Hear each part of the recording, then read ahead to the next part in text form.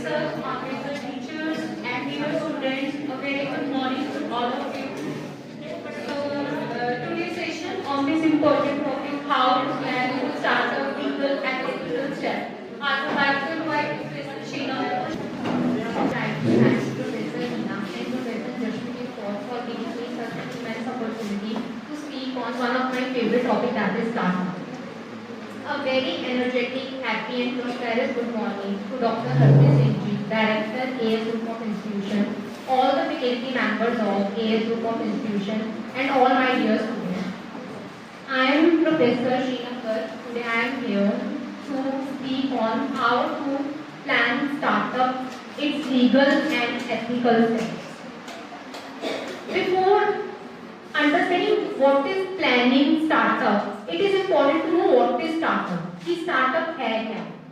आज हमारे नेशन में बहुत ज़्यादा startups हो गए हैं. हमारी गवर्नमेंट startups को बहुत प्रमोट कर रही है. यहाँ तक कि जो इनोवेशन काउंसिल है वो भी startups को बहुत प्रमोट कर रही है. इसीलिए आज हम startup पे PPT भी कंडक्ट कर रहे हैं, सेशन कंडक्ट कर रहे हैं. सबसे पहले तो ये है आजकल हमारी कंट्री में जो startups का है, मतलब today is the era of startup. और हमारी कंट्री में एक शो भी चल रहा है जो स्टार्टअप को काफी ज्यादा प्रमोट करता है, that is shark Tank India.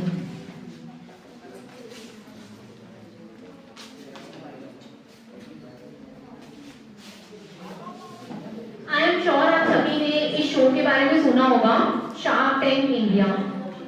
This is basically Indian franchise of American Shark Tank. ये यहाँ पे प्लेटफॉर्म प्रोवाइड करते हैं न्यू एंटरप्रेन्योर्स को, वो अपने बिजनेस आइडियाज पिच करते हैं. मतलब जो न्यू एंटरप्रेन्योर्स होते हैं वो शार्क टैंक पे जाके अपने बिजनेस आइडियाज पिच करते हैं और वहां से वो फंडिंग रेज करते हैं शार्क से, और मेंटोरशिप भी उन्हें प्रोवाइड की जाती है शार्क टैंक इंडिया में. शार्क टैंक इंडिया एक न्यू वेव ऑफ एंटरप्रेन्योरशिप लेके आया हमारे नेशन में. बेसिकली जो ये शो है ये ऑन एयर रहता है Sony entertainment and Sony LIV app पे. आई होप कि आप सबने डेफिनेटली ये शो कभी ना कभी इसका एक आधा एपिसोड देखा ही होगा. अगर नहीं देखा तो प्लीज जरूर देखना. ये बहुत इंफॉर्मेटिव भी है, एंटरटेनिंग के साथ साथ बहुत इंफॉर्मेटिव भी है. मतलब ये एक बहुत अच्छा प्लेटफॉर्म रहता है इन्फेंट स्टार्टअप्स के लिए. देखो अब हमने बात की स्टार्टअप की, इनोवेशन की, इन्वेंशन की. सबसे तो हमें पता होना चाहिए कि स्टार्टअप प्लान करने से पहले कि स्टार्टअप होता क्या है, स्टार्टअप क्या होता है, इनोवेशन क्या होता है. इनोवेशन का एक सिंपल फॉर्म में अगर मैं बताऊं तो इनोवेशन का मतलब है कोई ऐसी चीज मार्केट में लेके आना जो हमारी क्वालिटी ऑफ लाइफ को इंप्रूव कर रही है. ठीक है, एग्जाम्पल है इसकी नेटफ्लिक्स. पहले क्या होता था, लोग मूवी थिएटर में देखने जाते थे तो एक पर्सन है उसकी टिकट भी 300-350 की आ रही है. बाद में पर्सन कुछ पॉपकॉर्न या कुछ भी अपना ले रहा है खाने पीने का सामान, तो पर पर्सन एक मूवी 500 की पड़ती है. बट अब क्या है, नेटफ्लिक्स आ गया है. नेटफ्लिक्स में क्या है, तुम्हें पर मंथ की मेंबरशिप मुश्किल से 300-350 तक की मिल जाती है और तुम वो पूरा मंथ से असेस कर सकते हो और जो भी नई मूवीज आ रही है तुम वहां पे वो देख सकते हो. यहाँ तक कि अब इसमें स्क्रीन शेयर का भी ऑप्शन होता है. आई डेफिनेटली थिंक कि आप सबको इस बारे में पता ही होगा, स्क्रीन शेयरिंग का ऑप्शन हमें मिलता है और ये बहुत असेसिबल रहता है. तभी अब जो आज का यूथ है, आज की जनरेशन है, वो ज्यादा प्रेफर करती है नेटफ्लिक्स जैसे प्लेटफॉर्म को as compare to the traditional movie theatres. And now the question is arises, if this is innovation, means innovation is improving the quality of our life, then what is invention? क्या difference है innovation और invention में? सी, invention का मतलब होता है कोई ऐसी चीज जिसके बारे में पहले किसी को नहीं पता था, हम वो लेके आ गए हैं. सपोज जब थॉमस एडिसन ने बल्ब इन्वेंट किया, किसी को पहले नहीं पता था कि बल्ब क्या है, तो वो उसे लेके आए, दैट इज इन्वेंशन. लेकिन अब उसके ऊपर उस बल्ब पे जो भी इनोवेशन के प्रोसेस लगे, क्या हम थॉमस एडिसन वाला बल्ब यूज करते हैं? नहीं, हम आज एलईडी लाइट्स यूज करते हैं. तो एलईडी लाइट्स क्या है? ये इनोवेशन है. लेकिन जो बल्ब हमारे वर्ल्ड में फर्स्ट टाइम आया, दैट इज इन्वेंशन. सेम ऐसे ही जब अलेक्जेंडर ग्राहम बेल ने टेलीफोन इन्वेंट किया, क्या हम आज उनका टेलीफोन यूज करते हैं? नहीं करते. वो एक इन्वेंशन थी, उससे पहले कभी कोई टेलीफोन नहीं था. बट आज हम यूज करते हैं स्मार्टफोन, लैंडलाइंस. अगर आप किसी ने देखा होगा लैंडलाइंस, तो लैंडलाइंस यूज होते हैं. तो वो क्या है वो एक इनोवेशन है उस टेलीफोन की जो अलेक्जेंडर ग्राहम बेल ने इन्वेंट किया था। तो it means invention means bringing something new, entirely new, and innovation means उस पे प्रोसेस लगाना, उस पे कोई प्रोसेस लगाना जिससे वो आज यूजफुल हो, जिससे हमारी quality of life enhance. C fresh idea, what is fresh idea? अगर आप कोई फ्रेश आइडिया लेके आ रहे हो दैट इज इन्वेंशन, और अगर आप उसके ऊपर कोई प्रोसेस लगा रहे हो तो improving the quality of your life that is innovation. Invention is what? First telephone was invention, लेकिन जो आज हम स्मार्टफोन्स यूज करते हैं या आज से 5-6 साल पहले जो घर में लैंडलाइंस होते थे वो यूज किए जाते थे, that is innovation. Next, who is entrepreneur? Entrepreneur कौन है? एंटरप्रेन्योर एक ऐसा पर्सन है जो रिस्क लेते हैं और एक ऐसा प्रोडक्ट, ऐसी सर्विस मार्केट में लॉन्च करते हैं जो एक पर्सन की क्वालिटी ऑफ लाइफ को इंप्रूव करते हैं। वो कौन है? वो एक एंटरप्रेन्योर है। एंटरप्रेन्योर में क्या कैरेक्टरिस्टिक्स रहते हैं? एंटरप्रेन्योर रिस्क टेकर होता है, मींस कोई ऐसी चीज लेके आना जो मार्केट में पहले नहीं है, जो क्वालिटी ऑफ लाइफ को इंप्रूव करे, तो एक रिस्की प्रोजेक्ट ही है ना। तो एंटरप्रेन्योर क्या है? एक रिस्क टेकर है, वो एक रिस्क टेकिंग एक्टिविटी करता है। इनोवेटर है, कुछ नया इनोवेट करता है मार्केट में और अपॉर्चुनिटी सीख करके उस अपॉर्चुनिटी का बेनिफिट उठाते हैं। मतलब क्या है एंटरप्रेन्योर? जो प्रॉपर एक स्वॉट एनालिसिस करता है और उसके बाद मार्केट में कुछ इंटायर न्यू प्रोडक्ट लॉन्च करता है। Startup India. Startup India Indian government ने स्टार्ट किया with the help of ministry of commerce and industries with department of promotion of industry and internal trade. #Startup India. Startup India basically हमारे जो make in India programme है उसे भी boost up करते हैं, ठीक है। स्टार्टअप इंडियन स्टार्टअप क्या कर रहे हैं? मतलब इंडिया में रह के ही कोई प्रोडक्ट बना रहे हैं ना, तो ये किस चीज को प्रमोट कर रहा है? This is promoting make in India campaign run by the government. Startup is what? Startup is newly established business which focus on innovation and growth in the market. जो टैगलाइन है हमारे इंडियन स्टार्टअप्स की वो है startup India, stand up India. अब जैसे suppose एक example है कि एक फार्मर है, उसे अपने प्रोडक्ट्स जो भी उन्होंने प्रोड्यूस किया है, व्हीट, राइस, व्हाटएवर, अगर उन्हें वो सेल करना है तो उन्हें वो डायरेक्टली घर घर जाके करने की जरूरत नहीं है। एक ऐप है जहाँ पे फार्मर्स अपने आप को रजिस्टर करेंगे और जो भी उनके पोटेंशियल कस्टमर्स हैं वो उस ऐप के थ्रू उनसे बाय कर सकते हैं। This is what this is startup means कुछ इनोवेट करना, वो क्या है? वो एक स्टार्टअप ही है। देखो हमारी कंट्री में ना बहुत स्टार्टअप्स होते हैं और स्टार्टअप्स हमें कहीं ना कहीं यही सिखाते हैं always dream big. Dreams fulfil होते हैं, ठीक है। अगर कोई भी है, अगर कोई कुछ भी नया प्रोडक्ट है, कुछ भी लॉन्च कर रहा है तो इजी नहीं होता। मतलब बहुत इन्वेस्टमेंट लगी होती है financially, emotionally, in the terms of time as well. तो मतलब इतना इजी नहीं होता। बट हाँ, ये स्टार्टअप्स हमें यही बताते हैं कि अगर हम कोई ड्रीम देखते हैं तो वो ड्रीम्स डेफिनेटली फुलफिल होते हैं। नेक्स्ट इज एक एलिजिबिलिटी क्राइटेरिया क्या रहेगा, कौन सी कंपनी को हम एक स्टार्टअप कंपनी बोलेंगे। सबसे पहले तो वो कंपनी रिकॉग्नाइज होनी चाहिए by DPII, department for promotion of industry and internal trade. Next ये है जो स्टार्टअप कंपनी है वो एक प्राइवेट लिमिटेड कंपनी हो सकती है, रजिस्टर्ड पार्टनरशिप फर्म हो सकती है और LLP हो सकती है। लेकिन कोई भी पब्लिक लिमिटेड कंपनी या कोई सोल प्रोप्राइटरशिप फर्म एक स्टार्टअप नहीं हो सकती। ये एलिजिबिलिटी क्राइटेरिया रहता है एक स्टार्टअप का। और जो स्टार्टअप है वो स्टार्टअप को बने 10 साल से कम का टाइम होना चाहिए। ये नहीं है कि 15 साल कंपनी हो रहे तुम बोलो कि हमारा स्टार्टअप है, that is not startup. Next ये है जो एनुअल टर्नओवर है स्टार्टअप की वो 100 करोड़ से ज्यादा नहीं होनी चाहिए। अब नेक्स्ट ये है, ये तो हो गया कि स्टार्टअप का क्या एलिजिबिलिटी क्राइटेरिया था। अब नेक्स्ट ये है अगर हमें अपना स्टार्टअप प्लान करना है तो हम अपना स्टार्टअप कैसे प्लान कर सकते हैं। सबसे पहले तो ये है कि अगर आप अपना कोई स्टार्टअप प्लान कर रहे हो, एक हमारे पास एक बिजनेस प्लान होना चाहिए। बिजनेस प्लान एक कॉम्प्रिहेंसिव इंफॉर्मेशन देता है, मींस एक कंप्लीट इंफॉर्मेशन देता है कि एक बिजनेस का क्या मिशन है, उसका क्या विजन है, उसका ऑब्जेक्टिव क्या है, कि एक बिजनेस करना क्या चाहता है, कौन से प्रोडक्ट को टारगेट करना चाहता है, कौन सी मार्केट को टारगेट करना चाहता है और कौन से कस्टमर्स को वो टारगेट करना चाहता है। और उसके लिए सबसे जरूरी क्या रहती है? Market research. Before market research research, market research से पहले हमें पता ही नहीं चलेगा कि हमारी मार्केट में क्या इनएफिशिएंसीज एग्जिस्ट है। विदाउट मार्केट रिसर्च हम अपना स्वॉट एनालिसिस भी नहीं कर सकते हैं। तो अगर आप अपना एक बिजनेस स्टार्टअप प्लान कर रहे हो, सबसे पहले आप अपनी मार्केट को रिसर्च करो कि मार्केट में क्या क्या इनएफिशिएंसीज हैं जिसे हमें कॉप अप करना है। Next is funding.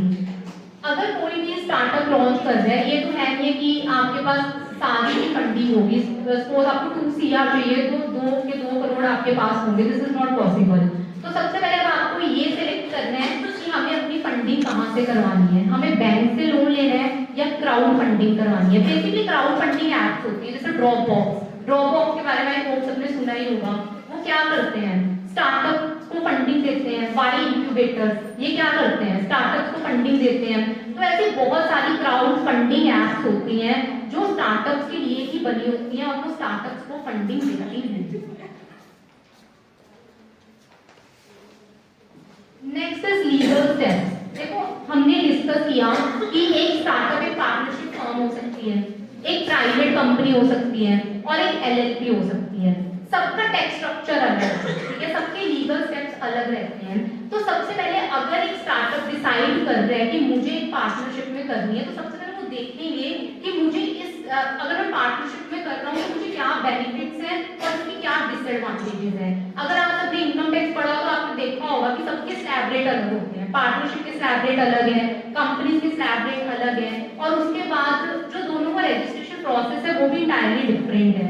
तो ये बहुत ज्यादा जरूरी रहता है कि आप कोई भी जो स्ट्रक्चर चूज कर रहे हो, सबसे पहले आप देखो कि उसके क्या लीगल स्टेप्स हैं। नेक्स्ट इज अगर कोई भी स्टार्टअप कर रहा है तो उसे अपने स्टार्टअप को प्रोटेक्ट करवाना पड़ता है, अपने इंटेलेक्चुअल प्रॉपर्टी राइट्स लेके, लाइक पेटेंट करवाना पड़ता है, ट्रेडमार्क करवाना पड़ता है, ताकि जो हमारा प्रोडक्ट है वो प्रोटेक्ट रहे, उसे कोई भी कॉपी ना करे। Next is ethical consideration. See एक बिजनेस है वो रिसोर्सेज एनवायरनमेंट की ही यूज करते हैं, एनवायरनमेंट के रिसोर्सेज यूज करके वो एनवायरनमेंट को ही प्रोवाइड कर रहे हैं। So it is very important to be ethical with your environment. Okay, तो इसका मतलब ये है कि एक बिजनेस अगर स्टार्टअप फॉर्म कुछ कर, अगर सपोज अगर एक कंपनी में एथिक्स नहीं है ना, तो वो लॉन्ग टर्म तक सर्वाइव कर ही नहीं सकती। अगर वो अपने कस्टमर को कॉम्पिटिटिव प्रोडक्ट नहीं दे रही है, क्वालिटी प्रोडक्ट नहीं दे रही है, प्राइसेस बहुत हाई चार्ज कर रही है, या हमारे एनवायरनमेंट को बहुत ज़्यादा डिग्रेड कर रही है, तो कोई भी ऐसी कंपनी के साथ लॉन्ग टर्म तक डील करना नहीं चाहिए। तो सबसे पहले तो जरूरी है कि बिजनेस अपने एथिक्स को मेंटेन रखे ताकि उसकी रेपुटेशन बन सके मार्केट में और वो लॉन्ग टर्म तक सर्वाइव कर सके। नेक्स्ट ये है, आजकल तो होता है कि हर बिजनेस को अपनी CSR एक्टिविटीज दिखानी पड़ती है, ठीक है। इवन स्कूल कॉलेजेस भी अपनी CSR एक्टिविटी करते हैं, कोई सोल प्रोप्राइटरशिप फर्म है वो भी अपनी CSR एक्टिविटी अपने एनुअल रिपोर्ट में शो करते हैं। तो इसलिए इंपॉर्टेंट है कि जो अपनी CSR एक्टिविटीज हैं वो बहुत अच्छे ढंग से की जाए ताकि उससे आपकी रेपुटेशन बिल्ड हो।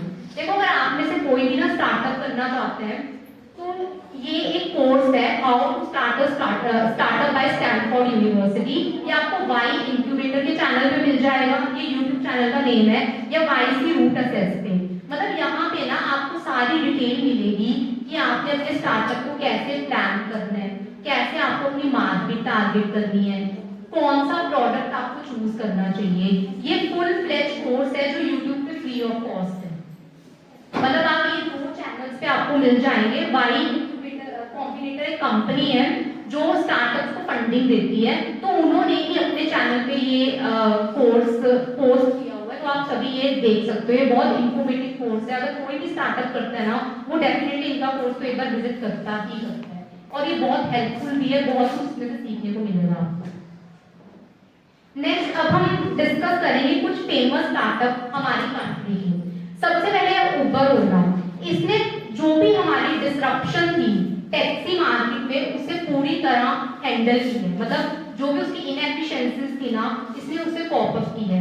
देखो जर्नली जो स्टार्टअप्स किए जाते हैं ना, सबसे पहले मेट्रो सिटीज में इन्हें टेस्ट किया जाता है। ये जो टेस्ट मार्केटिंग स्टडी की होगी मार्केटिंग में आपने, टेस्ट मार्केटिंग, तो सबसे पहले जो स्टार्टअप्स है ना उनकी टेस्ट मार्केटिंग मेट्रो सिटी में होती है। वो इसलिए होती है कि पॉपुलेशन वहां पे बहुत ज्यादा है, और सेकंड ये है वहां पे लोगों के पास टाइम नहीं है, हर कोई वर्किंग है तो उन्हें ये सर्विसेज की रिक्वायरमेंट बहुत ज़्यादा रहती है। फर्स्ट है उबर ओला। पहले क्या था, बहुत मुश्किल था कि जाओ फिर टैक्सी ढूंढो, कोई ऑटो ढूंढो, अब ऐसा कुछ नहीं है। उबर ओला ऐप डाउनलोड करो, वहां पे आपको ऑप्शंस मिलेगी, आप अपनी फिजिबिलिटी के हिसाब से सिलेक्ट करो, मतलब आपकी बिल्डिंग के नीचे आपको टैक्सी वगैरह मिल जाएगी जो भी आपने सिलेक्ट की है। तो एक बहुत इजी इसने कर दिया है हमारी लाइफ को। नेक्स्ट जोमेटो एंड स्विगी, ये तो सभी यूज करते हैं। देखो पहले क्या होता था, अगर किसी को अपनी फैमिली के साथ बाहर जाना है या कुछ बाहर खाने का मन है तो उसे रेस्टोरेंट जाने से डाइनिंग का ऑप्शन होता था, है ना, डाइनिंग करना पड़ता था। बट अब ऐसा कुछ नहीं है, अब आपके पास जोमेटो स्विगी सब अवेलेबल है, आपका जो मन है आप अपने घर पे बैठ के मंगवा सकते हो, ठीक है। पहले अगर सपोज बारिश है, बारिश में अगर आपको कुछ खाने का मन है, पहले आपको बाहर जाना पड़ता था, अब ऐसा कुछ नहीं है, जोमेटो करो स्विगी करो, सब कुछ आपके घर पे ही आपको अवेलेबल हो जाता है। Next disruption in shopping market. See जो अभी ई कॉमर्स प्लेटफॉर्म्स है लाइक मिंत्रा, फ्लिपकार्ट, मीशो, ये सारे बहुत ज्यादा चल रहे हैं, ठीक है। पहले क्या होता था, अगर कोई भी प्रोडक्ट खरीदना है आपको बाहर जाके प्रोडक्ट खरीदना पड़ता था, बट अब ऐसा कुछ नहीं है। आप सिलेक्ट करो, आप ऑनलाइन प्लेटफॉर्म से अपना कोई भी प्रोडक्ट बाय करो, वो 3-4 दिन के अंदर आपको डिलीवर हो जाता है। तो मतलब ये बहुत फिजिबल हो गया है लोगों के लिए भी कि इजी है कि ई कॉमर्स प्लेटफॉर्म्स का यूज करो और पूरी शॉपिंग वहां से करो।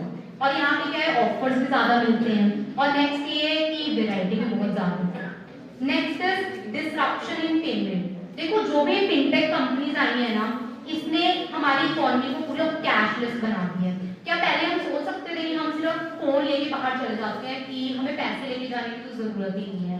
आज के टाइम में अगर आपका फोन आपके साथ है ना तो आप कहीं भी जा सकते हो, मतलब अब आपको अपनी पॉकेट पे 10 रुपए भी रखने की जरूरत नहीं है। कोई भी चीज है अपना गूगल पे करो, पेटीएम करो, बहुत इजी हो गया है। जो ये फिनटेक कंपनीज हैं इसने पूरा रेवोल्यूशन ही ले आए हैं हमारे लिए फाइनेंस मार्केट में। नेक्स्ट है objectives of startup.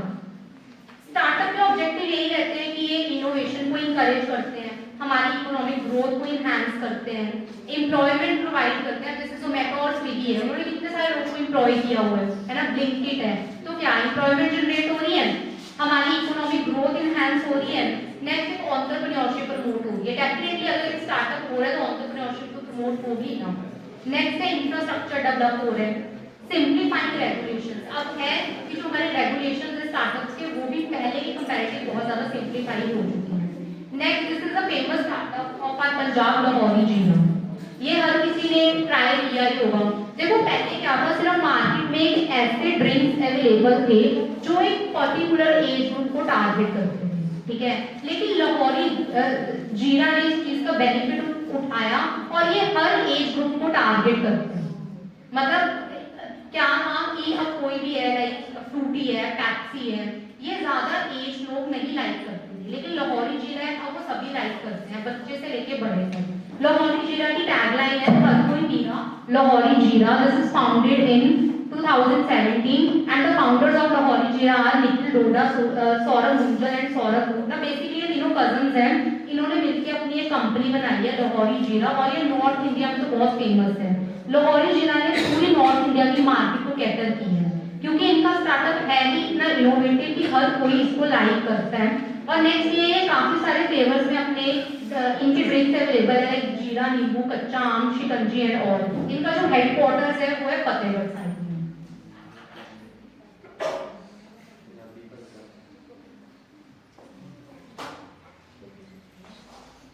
Startups by women in India. जब हमने नेशनल साइंस डे सेलिब्रेट किया था ना, तो हमारी इंडियन गवर्नमेंट ने विमेन साइंटिस्ट को सेलिब्रेट किया था इस बार। So it is very important जब हम अपने स्टार्टअप के बारे में डिस्कस कर रहे हैं तो हम कुछ वुमेन एंटरप्रेन्योर्स को सेलिब्रेट करें।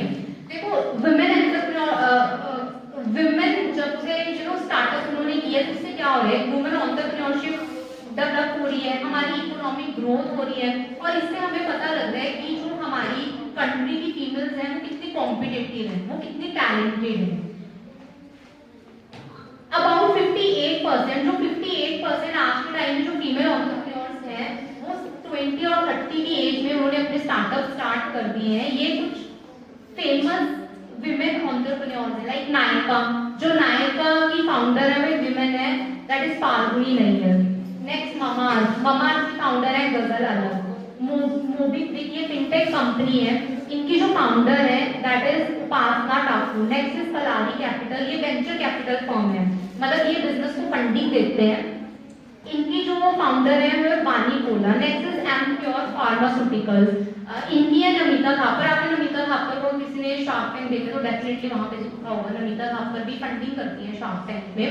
देखो इससे हमें ये पता लग रहा है कि जो हमारी कंट्री की विमेन है ना, उन्होंने हर मार्केट को टारगेट कर रखा है। ये नहीं है कि वो सिर्फ ब्यूटी में है या वो सिर्फ फिनटेक में है, वो हर एरिया को कवर करती है। This is the beauty of our India. Next is अगर आप अपना कोई भी स्टार्टअप करना चाहते हो, जैसे जो गवर्नमेंट है ना वो कॉलेज स्टूडेंट के स्टार्टअप को बहुत प्रमोट करती है, तो आप ये वाली वेबसाइट विजिट करो, यहाँ पे आपको पूरी डिटेल्स मिलेंगी। इवन कई कॉलेजेस ऐसे होते हैं जहाँ पे खुद वेंचर कैपिटल फंड कंपनीज आती हैं जो स्टार्टअप की फंडिंग करती हैं। वैसे ही ना एक स्टार्टअप है, किसी ने बायोकॉन लिमिटेड का नाम सुना? बायोकॉन लिमिटेड, ये ना बेसिकली एक फार्मास्यूटिकल कंपनी है। जो इसकी ऑनर है ना उनका नाम है किरण मजूमदार शाह। ये ना हमेशा से एक डॉक्टर बनना चाहती थी, she wants to be doctor, but destiny has some other plans for her. ये डॉक्टर नहीं बन पाई बिकॉज इन्हें स्कॉलरशिप नहीं मिली थी। फिर ना इन्होंने 1978 में एक बायोकॉन लिमिटेड नाम की कंपनी स्टार्ट करी। ये ना एक फार्मास्यूटिकल कंपनी है, इन्होंने स्टार्ट करी थी सिर्फ वो 10,000 रुपए से। जब 1978 में जब इन्होंने स्टार्ट की थी ये कंपनी ना बेसिकली डायबिटिक पेशेंट्स के लिए मेडिसिन बनाती है, या जो क्रॉनिक डिसीज होते हैं लाइक कैंसर, उनको ये उनकी मेडिसिन से प्रोड्यूस करते हैं बहुत कॉस्ट इफेक्टिव वे में। मतलब थोड़ी इनकी मेडिसिन थोड़ी सस्ती होती हैं बाकी फार्मास्यूटिकल कंपनी के अकॉर्डिंग टू। लेकिन आई एम श्योर उन्हें बहुत डिवेस्टेटेड फील हुआ होगा जिस टाइम वो नहीं बन पाई थी डॉक्टर। बट आप सोचो अगर वो डॉक्टर बन जाती है ना, सपोज अगर वो गायनेक होती या कोई पीडियाट्रिक्स होती, तब वो सर्व कर रही होती कुछ थाउजेंड ऑफ पीपल को, दैट्स इट। लेकिन अब डेस्टिनी के उनके लिए कुछ अलग ही प्लान्स थे। आज वो ऑनर है एक फार्मास्यूटिकल कंपनी की, that is global bio pharmaceutical company. ये कंपनी ग्लोबली रिकॉग्नाइज्ड कंपनी है और आज वो मिलियन ऑफ पीपल को सर्व करती है। सोचो अगर वो डॉक्टर बन जाती तो आज शायद जो लोग डायबिटीज, कैंसर जैसे डिसीजेस से लड़ रहे हैं तो उनके लिए कितना ज्यादा डिफिकल्ट हो जाता। तो मतलब ऐसा होता है कि कुछ लोग ऐसे होते हैं जिनके लिए ना ड्रीम्स खुद गॉड देखते हैं, मतलब जिनके लिए ड्रीम्स भगवान देखते हैं। तो किरण मजूमदार शाह उनमें से एक है। तो उन्हें शायद बुरा लगता होगा कि हाँ वो डॉक्टर नहीं बनी, बट अब लगता है कि शायद अच्छा ही हुआ कि नहीं बनी, नहीं तो पता नहीं कितने ज्यादा लोग ऐसे होते कि जो आज भी डायबिटीज और कैंसर जैसे क्रॉनिक डिसीज से हाईली सफर कर रहे होते। इवन ये चेयरपर्सन भी रह चुकी हैं IIM बैंगलोर की। मतलब she is very very talented women and बहुत इंस्पायरिंग है। डेफिनेटली आप उनके बारे में जरूर रीड करना अगर किसी ने कभी नहीं सुना उनके बारे में। Thank you. I would like to thank Innovation Institution Innovation Council, MOE's Innovation Cell, AICT, and AS Group of Institutions for giving me such a warm platform to sharing my views on. बहुत ज़्यादा startup को promote करते हैं। जैसे अभी institution innovation council की activities होती हैं, आपको देखा होगा यहाँ पे जो मैक्सिमम एक्टिविटीज वो होती हैं जो हमारे स्टार्टअप को प्रमोट करती हैं। हमारे कॉलेज में तीरथ एंड कौशल फेस्ट हुआ, किस पे बेस्ड था? वो स्टार्टअप पे बेस्ड था। जो भी पीपीटीज होती हैं वो स्टार्टअप बेस्ड होती हैं। वैसे ही हमारे कॉलेज में बहुत सारे स्टूडेंट्स हैं जो अपना खुद का बिजनेस करते हैं, ठीक है, मतलब उन्होंने भी अपना स्टार्टअप कर रखा है। तो हमें ऐसे स्टूडेंट्स को भी सेलिब्रेट करना चाहिए और उन्हें मोटिवेट करना चाहिए। अभी एक तो स्टूडेंट तो मुझे यहाँ पे दिख ही रहे हैं, जैसे हरजोत, ये खुद एक एंटरप्रेन्योर हैं। तो जो बोर्ड के फाउंडर हैं अमन गुप्ता, आपने अमन गुप्ता को शार्क टैंक में देखा होगा, है ना। जो अमन गुप्ता है ना वो एक चार्टर्ड अकाउंटेंट थे। अगर किसी को पता हो आप में से, वो एक यंगेस्ट चार्टर्ड अकाउंटेंट थे इंडिया की। बट वही है ना, destiny has some other plans for him as well. उन्होंने सीए की जरूर, बट लेकिन उनका वो इंटरेस्ट बना नहीं सीए में। तो उसके बाद उन्होंने एमबीए परस्यू की, एमबीए उन्होंने आईआईएम से की। उसके बाद उन्होंने कुछ टाइम जॉब की, but still he was not satisfied with that. तो फिर उन्होंने बहुत सारे स्टार्टअप्स किए। वो बोलते हैं कि उससे जब बोर्ड से पहले पता नहीं उनके कितने सारे स्टार्टअप्स थे जो फेल हो चुके थे, मतलब 5 स्टार्टअप्स ऐसे थे जो बिल्कुल फेल हो चुके थे, जो चले नहीं थे। फिर उन्होंने उसके बाद लॉन्च किया बोर्ड, जो आज इंडिया की बहुत लीडिंग कंपनी बन गई है। अगर किसी को कोई भी ईयरफोन्स या कोई स्मार्ट वॉच चाहिए तो सबसे पहले एक पर्सन के माइंड में आता है कि boat is a good option, क्योंकि ये कॉस्ट इफेक्टिव भी है और इनके प्रोडक्ट्स काफी अच्छे भी होते हैं। और एक नेक्स्ट है मामाअर्थ। मामाअर्थ नाम सबने सुना होगा, काफी लोग उनके प्रोडक्ट्स यूज भी करते होंगे। ये गजल अलग ने इनको लॉन्च किया था, वो फाउंडर है, उनके हस्बैंड इस कंपनी में को फाउंडर है। तो जब उन्होंने ये प्रोडक्ट स्टार्ट किया था ना, जब ये कंपनी स्टार्ट की थी, तो उन्होंने बेसिकली अपने बेबी को देख के की थी। उन्हें कुछ बेबी प्रोडक्ट्स चाहिए थे, तो उन्होंने देखा कि मार्केट में अच्छे बेबी प्रोडक्ट्स जो पैराबिन फ्री हो वो अवेलेबल ही नहीं है। तो फिर उन्होंने इस सबसे मोटिवेट होके एक कंपनी स्टार्ट की, मामाअर्थ, जो बिल्कुल नेचुरल प्रोडक्ट्स देते हैं। ये क्लेम करते हैं कि इनके प्रोडक्ट्स पैराबिन फ्री होते हैं और ये नेचुरल होते हैं। अगर कोई यूज भी करता हो तो इनके प्रोडक्ट्स जेन्युइनली काफी अच्छे भी होते हैं। तो ये स्टोरीज रहती हैं स्टार्टअप्स की।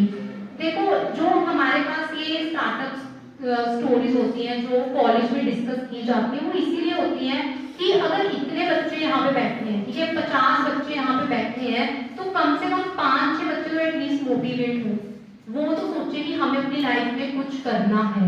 और इनएक्टिव जेन्युइन लोग होते भी हैं मोटिवेट। देखो, ये भी हमारे जैसे लोग ही होते हैं ना, यहीं से उठ के ही वो बनते हैं। तो ये स्टोरीज इसीलिए आपको सुनाई जाती हैं या ऐसी एक्टिविटीज कॉलेज में रखी जाती हैं ताकि आप लोग मोटिवेट हो और आप भी ऐसा कुछ करो, मतलब जो भी आपका ड्रीम है आप उसे डेफिनेटली फुलफिल करो। अगर कोई भी लेक्चर होता है ना, तो वो ऐसे ही होता है कि कुछ भी इंटरनेट से देखा और उठा के बोल दिया, नहीं, ऐसा नहीं होता है। उस पे मतलब प्रॉपर्ली 4-5 घंटे रिसर्च की जाती है ताकि वो आप लोगों के लिए फ्रूटफुल हो, ठीक है। अदरवाइज फोन आप सबके हाथ में है, ठीक है, आप देख सकते हो, आप जो चाहो आप वो सुन सकते हो अपने फोन से। तो बेसिकली ये सेशंस का मेन मोटिव यही होता है कि आपके सेशन को फ्रूटफुल बनाना और कुछ ऐसी इंफॉर्मेशन आपको देना जो आपको लाइफ टाइम मोटिवेट करे। अब जैसे हमने किरण जी की स्टोरी सुनी है, तो डेफिनेटली अगर अब आप में से कोई, आई एम डैम श्योर कि आप में से डेफिनेटली 1 या 2 बच्चे तो उन्हें सर्च करेंगे कि हाँ किरण जी कौन थे। तो ये स्टोरीज क्या करती हैं, हमें मोटिवेट करती हैं, हमें बताती हैं कि अगर हमारी लाइफ में कुछ 1-2 इंसिडेंट ऐसे हो भी जाते हैं तो उससे हमें अपनी लाइफ को पूरा डिस्क्राइब नहीं कर देना चाहिए कि हाँ तो मेरा कुछ हो ही नहीं सकता। मतलब अगर वो उस टाइम ये सोच लेती जब उन्हें स्कॉलरशिप नहीं मिली थी वाइल परस्यूइंग हर एमबीबीएस कि मेरा तो कुछ हो ही नहीं सकता, तो मैं रह नहीं देती, फिर तो बहुत ही मुश्किल हो जाता, ठीक है। तो वो क्या हुआ, वो मोटिवेट हुई इन सबसे। उन्होंने वो घर पे ही बैठे, उन्होंने ये नहीं सोचा कि मुझे कुछ नहीं करना, उन्होंने अपना नेक्स्ट स्टार्ट किया, ठीक है। उन्होंने अपनी कंपनी स्टार्ट की बायोकॉन लिमिटेड के नाम से, और वो आज ग्लोबली बहुत फेमस कंपनी है। और इवन जो ये किरण जी हैं, ये फॉर्ब्स अंडर 50 विमेन में भी इनको रिकॉग्नाइज किया गया है, फॉर्ब्स में इन्हें रिकॉग्नाइज किया गया है। तो ऐसे लोग ही होते हैं जो हमें मोटिवेट करते हैं और हमें बताते हैं कि हमें अपनी लाइफ में कुछ ना कुछ करते रहना है।